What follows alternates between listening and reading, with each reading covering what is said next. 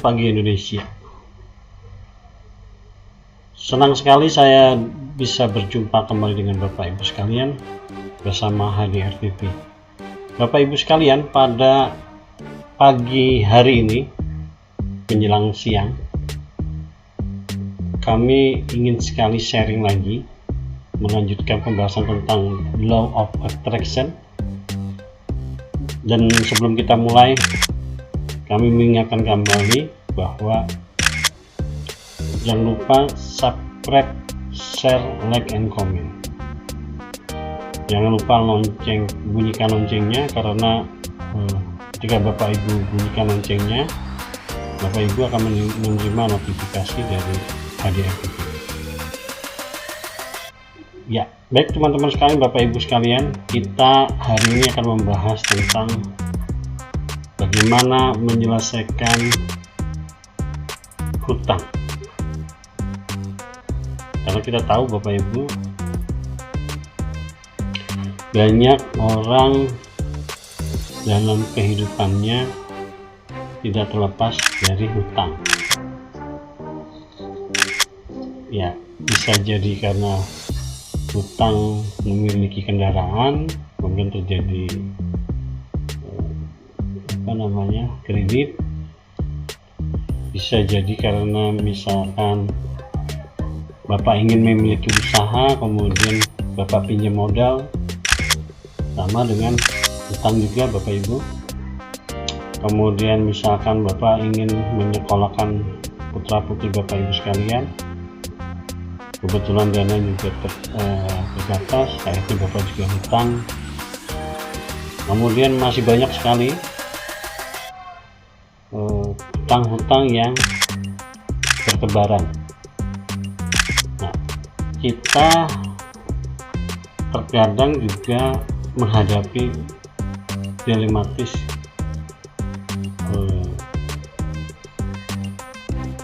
dalam kehidupan kita sehari-hari.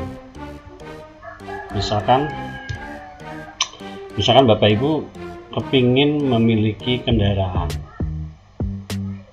atau mungkin bisa jadi Bapak tidak menginginkan kendaraan, tetapi karena kondisi yang memaksakan hal tersebut, akhirnya Bapak Ibu juga kepingin juga memiliki kendaraan, baik dari kendaraan motor sampai kendaraan roda 4 atau mobil.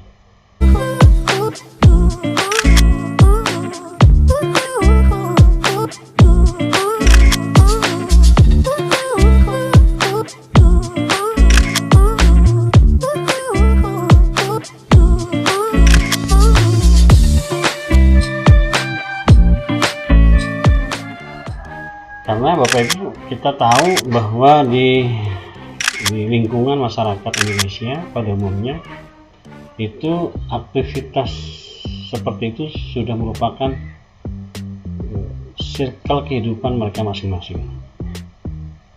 Nah, kami melihat Bapak Ibu, ini merupakan fenomena yang terjadi, dan ini merupakan catatan tersendiri. Dan kami Bapak Ibu ingin membahas bagaimana kita dan Anda atau siapapun Anda ini bisa menyelesaikan berbagai masalah dengan hutang. Jadi pembahasan kita hari ini bagaimana menyelesaikan hutang supaya Bapak Ibu bisa menyelesaikan hutang piutang. Bapak Ibu sekalian, berapa besaran tentang hutang yang kita hadapi itu masing-masing punya hitungan, dari yang paling rendah sampai yang paling besar atau maha besar. Artinya hutangnya Bapak Ibu sudah tidak memungkinkan dengan kondisi yang sekarang.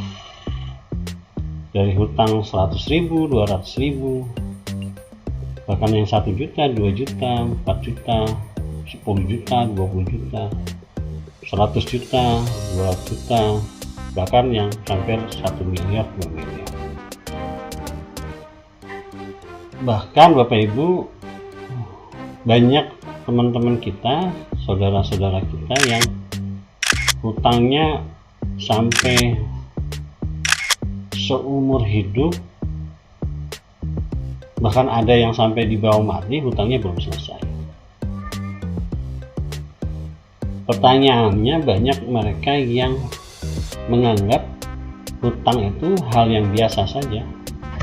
Jadi usaha untuk menyelesaikan hutang itu tidak semaksimal yang waktu pada saat kita meminjam. Jadi Bapak Ibu sekalian, pembahasan law of attraction terkait dengan hutang piutang ini kita akan mendesain sedemikian rupa bagaimana caranya supaya hutang dalam kehidupan kita sehari-hari itu terselesaikan. Dan ini merupakan tugas yang cukup berat, karena dalam menyelesaikan berbagai masalah hutang piutang kita membutuhkan kemauan dan keseriusan, bahkan komitmen yang kuat untuk menyelesaikan berbagai masalah hutang piutang. Nah, ini merupakan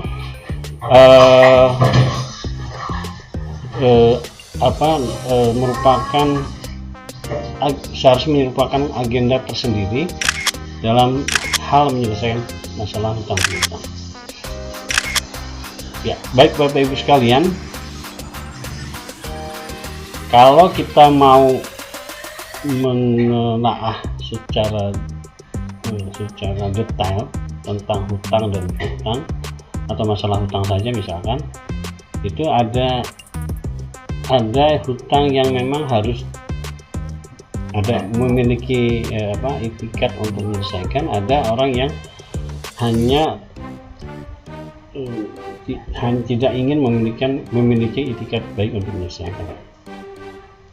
Nah, bagi mereka yang ingin memiliki itikat baik untuk menyelesaikan, maka mereka berusaha semaksimal mungkin bagaimana caranya hutang yang mereka punya itu terselesaikan. Nah, Bapak Ibu sekalian, banyak hal yang membuat diri Bapak Ibu, artinya ketika Bapak memiliki hutang piutang atau Bapak punya hutang, maka banyak hal yang harus dipertimbangkan. Yang pertama adalah ketika Bapak mau melakukan aktivitas hutang, itu harus dipertimbangkan pertama kemampuan Bapak untuk bisa melakukan pengembalian uang tersebut. Nah, ini perlu digarisbawahi, karena banyak orang ingin berhutang, ingin pinjam, tapi kemampuan untuk mengembalikan hutang tersebut tidak ada. Nah, kalau ada peluang untuk hutang dan Bapak Ibu punya kesempatan untuk bisa mengembalikan dengan mudah, maka ya kami sarankan diusahakan jangan hutang, seperti itu. Jadi sehingga kita terbebas dari masalah hutang. Nah, jadi kita melihat kondisi seperti ini Bapak Ibu sebenarnya dilematis sekali, karena banyak orang yang berhutang, artinya menumpuk hutang itu banyak hal yang dirugikan. Nah, salah satu yang dirugikan adalah akan memutus silaturahmi. Jadi orang yang punya hutang biasanya silaturahminya terputus. Itu yang pertama. Yang kedua Bapak Ibu, bisa jadi karena peluang usaha yang dibangun itu akan hancur. Kemudian yang ketiga, bisa jadi karena dengan hutang Bapak Ibu memiliki kesulitan dalam hal mendapatkan rezeki. Kemudian dengan hutang juga banyak yang membuat hati dan pikiran Bapak Ibu jadi terbebani. Jadi Bapak Ibu, hutang ini sangat luar biasa dan dampak negatifnya, sehingga kalau boleh pilih apakah Bapak harus berhutang atau tidak, ya saran kami jangan berhutang. Itu yang Bapak Ibu ingatkan dan perlu Bapak Ibu lakukan. Jadi sebisa mungkin jauh dari hutang, sebisa mungkin, supaya hidup Bapak menjadi mudah dan berkah. Ya, oke Bapak Ibu sekalian, itu hanya pengantar yang ingin sampaikan supaya Bapak Ibu bisa memikirkan kembali supaya tidak terjadi hutang dalam hidup Bapak Ibu sekalian. Dan selain hutang, kita akan bahas tentang piutang. Jadi kalau Bapak meminjam, Bapak hutang dengan orang lain, sekarang Bapak meminjamkan orang lain kepada orang lain. Ini artinya hutang dan piutang. Jadi orang lain pinjam dan Bapak meminjamkan kepada orang lain. Jadi ada hutang piutang. Nah, bagaimana dengan piutang? Nah, mungkin Bapak Ibu mengalami berbagai masalah ketika Bapak ingin menagih itu atau mengingatkan untuk mengingatkan untuk mengembalikan hutang-hutang orang yang Bapak pinjamkan. Nah, ini banyak sekali kita mengalami kesulitan, sehingga perasaannya Bapak Ibu yang dulu biasanya kita bersahabat, berteman, karena kita ada hutang, memiliki hutang, orang itu memiliki hutang terhadap kita, maka biasanya orang tersebut sulit sekali untuk dihubungi atau diajak komunikasi. Jadi banyak hal-hal yang membuat kita jadi tidak enak terhadap orang tersebut. Bapak Ibu biasanya komunikasinya lancar, karena ada piutang akhirnya tidak lancar. Jadi Bapak Ibu, piutang ini juga mengganggu dalam aktivitas Bapak sehari-hari, karena Bapak Ibu juga selalu terngiang-ngiang atau selalu teringat ketika Bapak tidak memiliki kondisi keuangan Bapak mengalami sedikit bermasalah. Nah, biasanya akan timbul perasaan untuk menagih atau say hello dengan orang yang hutang dengan Bapak. Nah, ini membuat kita jadi memiliki prasangka yang tidak baik terhadap orang tersebut.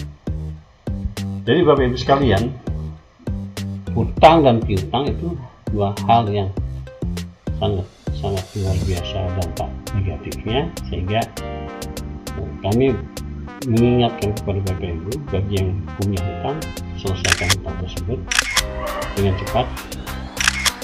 Kemudian yang punya piutang juga coba berikan kemudahan, keikhlasan, supaya orang yang punya hutang diberikan kelancaran dalam aktivitas bisnis, pekerjaan dan lain-lain, sehingga mereka bisa membayar hutang. Ya, Bapak Ibu sekalian, saya akan memberikan tips bagaimana Bapak Ibu bisa menyelesaikan masalah hutang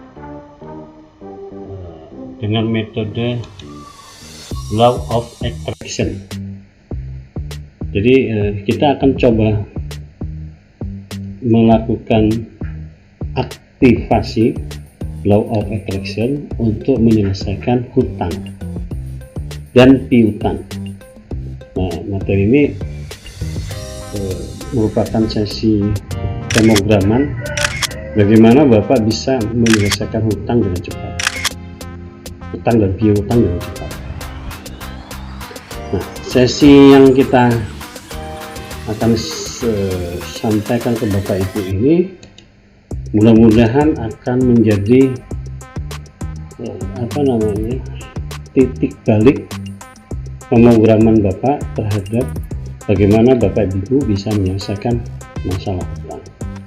Karena kita tahu hutang ini sangat luar biasa beratnya Bapak Ibu, bukan hanya masalahnya di dunia saja, tapi di akhirat bagi umat Islam itu akan menggantung kehidupan Bapak Ibu di sana nantinya. Jadi Bapak Ibu sekalian, saya akan coba memberikan sebuah pemrograman, dan bagaimana cara mengaktifasi supaya Bapak bisa punya program yang bagus, yang baik, supaya pikiran Bapak Ibu bisa terfokus, bisa artinya ketika Bapak Ibu ingin mengaktifasi law attraction tentang hutang dan kita Bapak Ibu, maka alam sekitarnya Allah Subhanahu wa Ta'ala dalam hal ini yang memiliki kekuatan yang luar biasa, memberikan sebuah kemudahan supaya kita diberikan kelancaran dalam hal mendapatkan rezeki. Ya, Bapak Ibu sekalian, apa yang harus Bapak Ibu lakukan untuk menyelesaikan law of attraction atau cara aktifasi untuk menyelesaikan masalah hutang dan piutang. Nah, yang harus Bapak lakukan adalah yang pertama adalah ini sama yang Bapak lakukan ketika Bapak mau melakukan law of attraction ke hal-hal yang lain. Untuk yang saat ini agak spesial Bapak Ibu. Ya, yang Bapak harus lakukan yang pertama adalah proses atau cara aktifasi law of attraction ini bisa dilakukan pada saat Bapak Ibu setelah sholat wajib bisa Bapak Ibu lakukan, kemudian sholat malam Bapak Ibu bisa lakukan, kemudian pagi hari itu Bapak bisa lakukan. Nah, berapa lama Bapak melakukan aktivasi law attraction untuk menyelesaikan masalah hutang itu tergantung kebutuhan. Bisa 10 hari, bisa 40 hari, itu tergantung kemauan dan keikhlasan Bapak Ibu dalam melakukan aktivasi tersebut. Jadi saya memberikan sebuah gambaran. Aktivasi law attraction ini saya tidak membatasi berapa lama, tapi semakin lama semakin baik. Jadi lakukan ini dan aktivasilah law attraction setiap saat.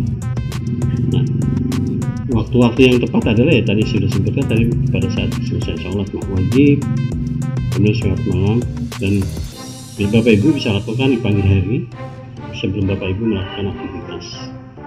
Jadi setelah sholat subuh Bapak bisa lakukan. Ya, yang Bapak harus lakukan pertama adalah Bapak mulai dengan zikir.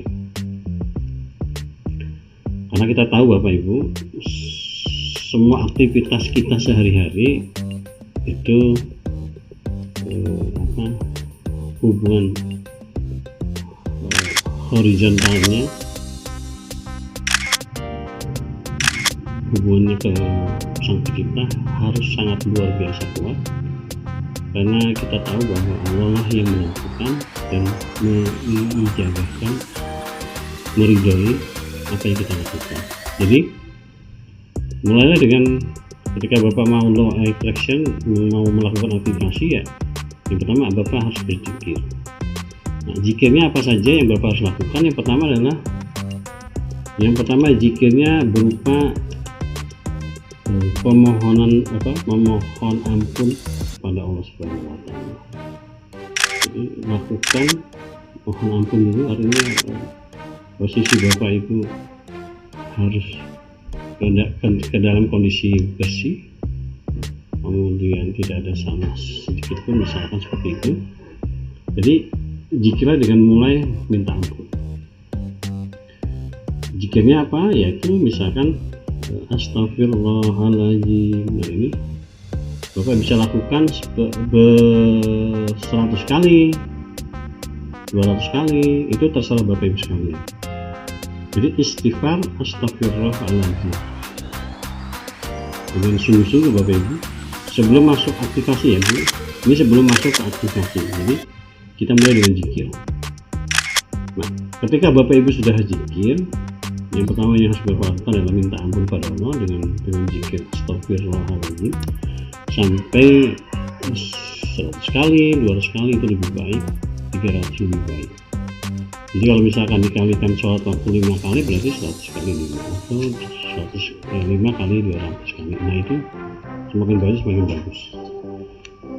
Dan perlu saya garis bawahi bahwa ketika Bapak minta ampun itu banyak hal yang Bapak akan dapat keberkahannya, yaitu pertama, Bapak akan diberikan kemudahan dan kelancaran dengan istighfar. Kemudian diberikan ketenangan dalam hidup. Kemudian diberikan kebahagiaan dunia dan akhirat. Banyak sekali yang Bapak Ibu dapat ketika Bapak melakukan istighfar. Nah, istighfar ini harus sungguh-sungguh Bapak Ibu, karena ini penting sekali. Jadi minta ampun kepada Allah itu dengan membaca istighfar, astagfirullahaladzim, astagfirullahaladzim, wa atubu ilaih, astagfirullahaladzim. Terus Bapak lakukan dengan sepenuh hati, dengan sebuah keikhlasan, kesabaran dan ketaatan. Astagfirullahaladzim. Terus Bapak Ibu lakukan. Nah, kemudian disambung dengan shalawat Nabi. Terus setelah istighfar, shalawat Nabi. Allahumma sholli ala sayyidina Muhammad. Nah, silakan Bapak lakukan. Allahumma sholli ala sayyidina Muhammad. Ini berapa lama? Ini tergantung Bapak Ibu. Bisa 100 kali, 200 kali, jadi terserah. Allahumma sholli ala sayyidina Muhammad. Allahumma sholli ala sayyidina Muhammad. Wa ala sayyidina Muhammad. Bisa disambung seperti itu. Jadi sholawat Nabi. Nah, sholawat Nabi ini karena kita tahu Bapak Ibu bahwa Nabi Muhammad SAW itu memiliki barokah syafaatnya nanti di akhir kiamat, di pengadilan nanti. Hanya syafaat yang kita minta dari Nabi Muhammad SAW. Nah, karena beliau adalah panutan kita, maka dalam doa, dalam zikir, dalam apapun yang kita inginkan, hajat-hajat yang inginkan, shalawat Nabi adalah sebuah supporting, sebuah energi yang luar biasa, yang maha dahsyat, yang bisa menghantarkan Bapak Ibu untuk lebih artinya lebih cepat, lebih bersungguh-sungguh, lebih dikabulkan dan lain-lain. Jadi shalawat Nabi ini luar biasa Bapak Ibu. Allahumma sholli ala sayyidina Muhammad. Allahumma sholli ala sayyidina Muhammad. Allahumma sholli ala sayyidina Muhammad. Terus Bapak lakukan dengan sepenuh hati juga. 100-200 kali terserah setiap sholat Nabi. Setelah Bapak melakukan sholat Nabi, yang ketiga Bapak bersyukur. Jadi rasa syukur yang Bapak dawamkan dalam diri dan pikiran Bapak Ibu serta hati Bapak Ibu. Bapak mengucapkan subhanallah walhamdulillah wa la ilaha illallah wallah. Subhanallah walhamdulillah wa la ilaha illallah wallah. Maha suci Allah, subhanallah. Begitu luar biasanya rezeki, kemudian harta yang ada di langit dan di dunia, bahkan sini itu hanyalah milik Allah. Jadi kita kagum dengan ciptaan Allah Subhanahu wa Ta'ala, yang begitu banyak rezeki yang diterima oleh manusia, termasuk kita. Subhanallah, rasa syukur yang luar biasa Bapak Ibu kita panjatkan pada Allah Subhanahu wa Ta'ala. Subhanallah walhamdulillah wa la ilaha illallah wallahu akbar. Subhanallah, maha suci Allah. Subhanallah, syukur yang luar biasa. Walhamdulillah, kita bersyukur, alhamdulillah ya Allah, terima kasih atas rezeki yang berlimpah dan barokah. Terima kasih sudah diberikan kesehatan, ketabahan, kesabaran, keimanan dan ketulusan, keikhlasan dari kemudian. Terima kasih Allah. Alhamdulillah ya Allah, begitu banyak nikmat yang Kau berikan pada kami. Subhanallah walhamdulillah wala ilaha illallah, tiada Tuhan selain Allah. Hanya Allah lah kita menyembah, dan pada hanya Allah, pada Allah lah kita meminta ampun, minta rezeki dan lain-lain. Nah, itu Bapak Ibu. Jadi zikir itu dimulai dengan minta ampun, kemudian shalawat Nabi, kemudian bersyukur. Oke, nah, Bapak lakukan itu. Berapa lama itu? Kurang lebih bisa 10 menit, bisa 15 menit, bahkan sampai 20 menit. Bapak lakukan dengan ikhlas. Ya, setelah Bapak sudah lakukan tahap yang pertama, yaitu berzikir. Nah, tahap kedua, nah, Bapak Ibu baru masuk ke gelombang alfa. Ya. Ingat Bapak Ibu, pada saat Bapak Ibu mau masuk ke gelombang alfa, itu posisinya Bapak dalam kondisi duduk. Ya, setelah sholat ya duduk ya. Bapak duduk, kemudian tarik nafas, biasa tarik nafas dari hidung, kemudian keluar dari mulut pelan-pelan. Ya, tarik lagi. Nah, tarik yang nafas yang kedua, tarik lagi, kemudian tahan di perut, kemudian buang perlahan-lahan. Tarik lagi, tahan di perut agak lama, 1, 2, 3, 4, 5, 6, 7, 10, baru keluarkan pelan-pelan. Ya, sampai 4 kali tarik nafas lagi, kemudian Bapak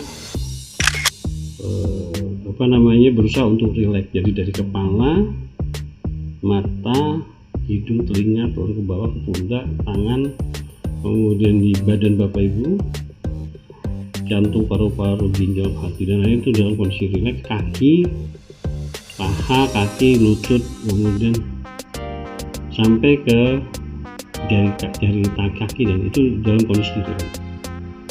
Oke, kondisikan seperti itu, dan baru Bapak masuk ke gelombang alfa dengan mata ditutup. Jadi tertutup. Ya, gitu Bapak tutup.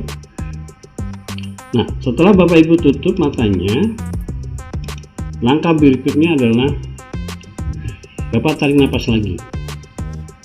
Tarik nafas lagi. Biasa, kemudian buang. Ya. Kemudian Bapak cari objek yang biasa Bapak lakukan. Misalkan Bapak di tempat yang di tepi pantai, misalkan itu suasana yang sangat mungkin menurut Bapak paling indah, paling nyaman, paling tenang di sana.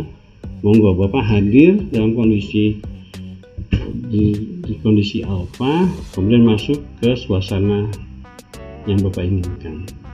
Nah, teknik ini Bapak bisa gunakan dengan teknik visualisasi. Saya sudah jelaskan di materi terdahulu tentang kekuatan hati dan pikiran.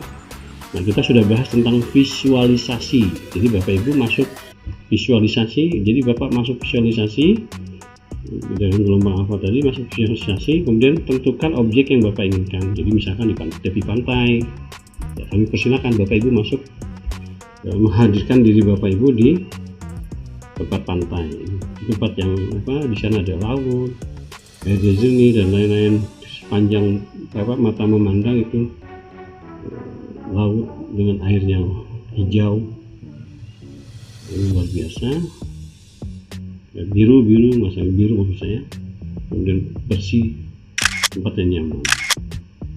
Bapak duduk di sisi pinggir pantai, jadi jangan dekat tengah pantai Pak, tapi di pinggir pantai. Nah, situ ada pohon yang rimbun. Nah, di situ Bapak rasakan seperti itu. Atau Bapak masuk di objek, misalkan di gunung, di pergunungan, di lembah gunung, atau di puncak. Kalau di Jakarta ada puncak. Nah, di puncak, nah, di tempat yang sangat sejuk, nyaman. Di sana ada gunung, ada bukit. Syukur-syukur ada air terjun. Nah, bisa jadi seperti itu. Nah, Bapak bentuk visualisasi, bangun visualisasi itu Bapak seolah-olah berada di tempat yang Bapak inginkan. Nah, atau Bapak di posisi atau kondisi yang misalkan di rumah, di tempat yang rumah yang nyaman, besar, tempat tidur, pokoknya di tempat rumah lah ya.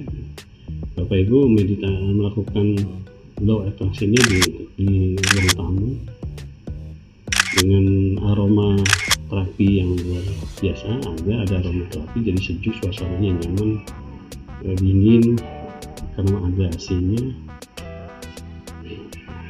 Nah, Bapak Ibu bisa visualisasikan hal tersebut. Nah, setelah Bapak Ibu sudah mendapatkan tempat yang sesuai dengan keinginan Bapak Ibu, ya Bapak silakan duduk dan meditasi atau duduk bersila, kemudian Bapak melihat ke depan. Posisi Bapak lihat ke depan lurus dalam kondisi mata terpejam. Tadi karena waktu visualisasi Bapak mata terpejam, kemudian Bapak Ibu bayangkan ada titik cahaya berwarna putih, bukan merah, bukan hijau, tapi putih, warna putih. Oke, putih. Kemudian Bapak bangun, berusaha untuk mendekati cahaya. Kemudian Bapak bangun, kemudian mendekati cahaya. 1 langkah, 2 langkah, 3 langkah, semakin besar cahaya tersebut, semakin besar cahayanya itu Bapak Ibu, semakin besar, dan tiba-tiba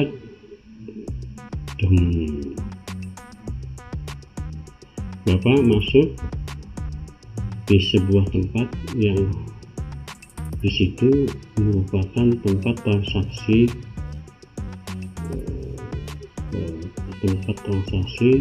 tabung menabung. Jadi Bapak Ibu berada di bank. Ini silakan Bapak mau sebut bank BCA, Mandiri, BRI, Bapak di dalam bank Mandiri. Ya, di dalam bank tersebut ada transaksi pinjam meminjam, transaksi menabung dan lain-lain. Nah, tiba-tiba Bapak membawa senilai uang yang Bapak berikan kepada orang tersebut. Jadi misalkan Anda pinjam kepada Bapak, misalkan Bapak Antoni, ya Bapak pinjam ke Bapak Antoni, misalkan ya Pak ya, Bapak sudah menyediakan uang 1 miliar dengan koper dibawa, kemudian Bapak menuju ke resepsionis. Jadi dan Bapak minta VIP, jadi pelayanan VIP, karena Bapak membawa uang 1 miliar. Oke, dengan membawa uang 1 miliar, misalkan Bapak punya utang 1 miliar, Bapak tenteng minta untuk dilayani dengan VIP. Oke, setelah masuk, kemudian Bapak ketemu resepsionisnya, kemudian Bapak melakukan pencatatan.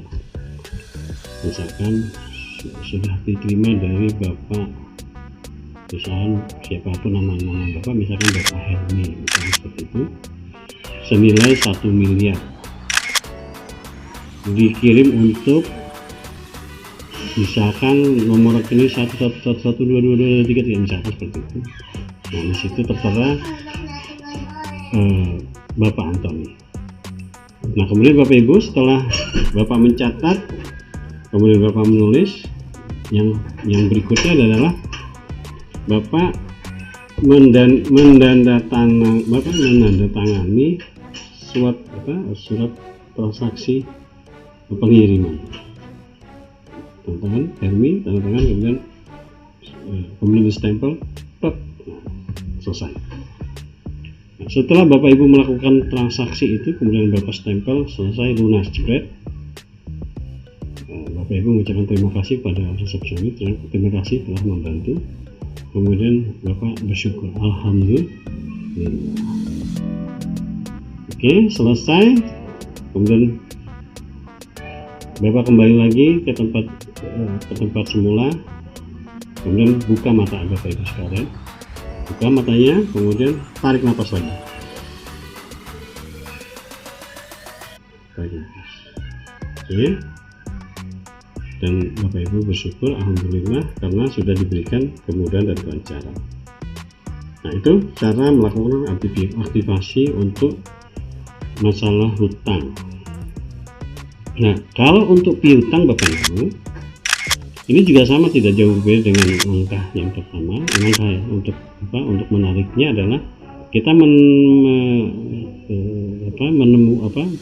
menentukan objek yang kita tuju. Misalkan yang hutang namanya Bapak siapa gitu ya, sebut saja Bapak Andi misalkan.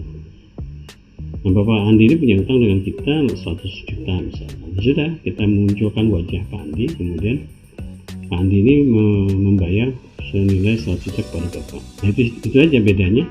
Kalau tadi kita membayar kepada orang, kemudian orang itu membayar kepada kita. Ini jadi prosesnya sama, tidak jauh beda dengan ketika Bapak hutang.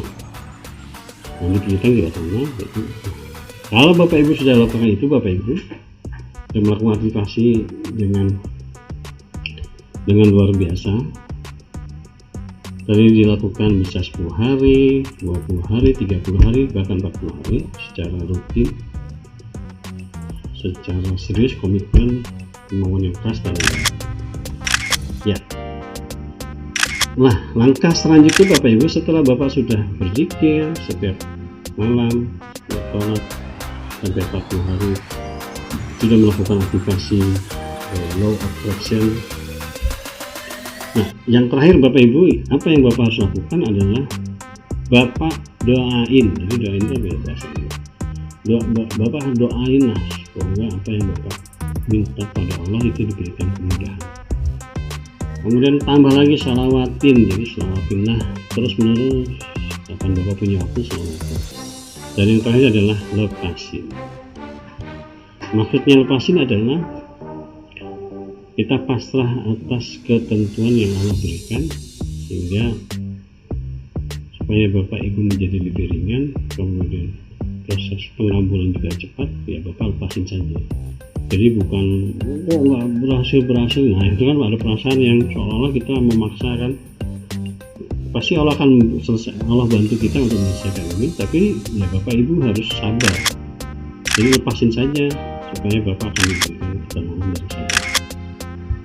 Oke Bapak Ibu sekalian, itu saja yang bisa saya sampaikan tentang law of attraction, selawat dan zikir untuk aktivasi masalah hutang piutang. Semoga bermanfaat. Jangan lupa Bapak Ibu yang belum share, like, and comment serta subscribe, kami persilakan. Jangan lupa bunyikan loncengnya karena Bapak Ibu akan mendapatkan notifikasi langsung update materi dari kami. Jadi cukup. Assalamualaikum warahmatullahi wabarakatuh.